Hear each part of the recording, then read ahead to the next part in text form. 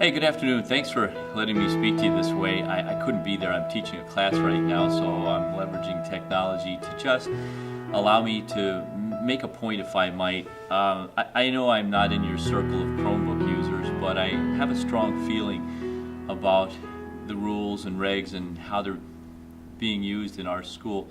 And I want to speak to this one point. A student drops a Chromebook on the floor and they're given a punishment, and it's taken away from them, and their ability to complete their assignments is inhibited. I don't agree with the negative approach. I don't agree that so many rules need to be levied on the students as they use these technologies. I say this as somebody that's come from over 15 years of using technology and computer-based technology for 12 years. I don't have any rules hanging on my walls. My equipment doesn't get broken. My cameras don't get broken. The batteries don't get dropped. I take that back. I had a camera dropped off a tripod by a student twice.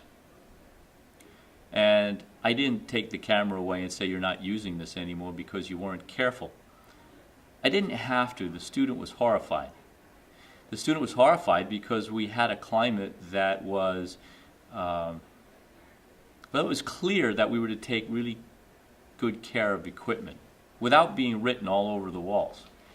And I said to the student, after my heart calmed down, you'll probably never do that again. Here's what you did wrong, and here's what you might want to do next time so that doesn't happen.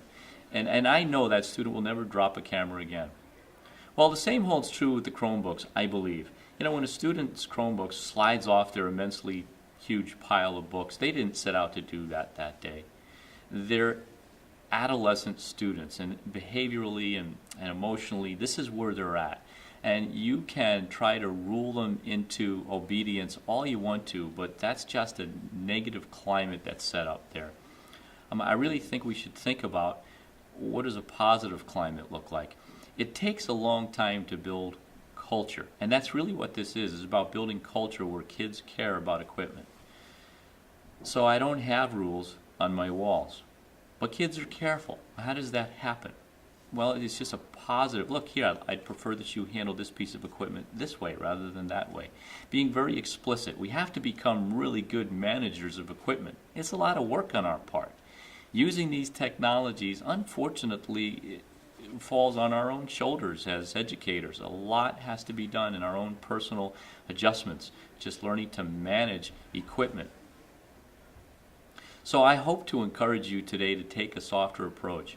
Really think about what kind of climate you'd like to instill. Is it a positive climate, a nurturing climate, or is it one that is harsh and is governed in fear? If I was a kid and I saw a list of rules that long for a piece of equipment, and I was a big mouth kid, I would say, man, you can keep the equipment. I don't need that stress in my life.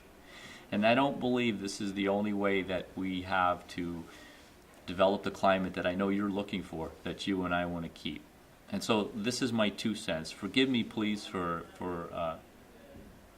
injecting this way, and I hope that I'm not insulting to all your great efforts and your wonderful intentions. But I just had to put that out there. Thanks a lot. I appreciate you taking the time to listen.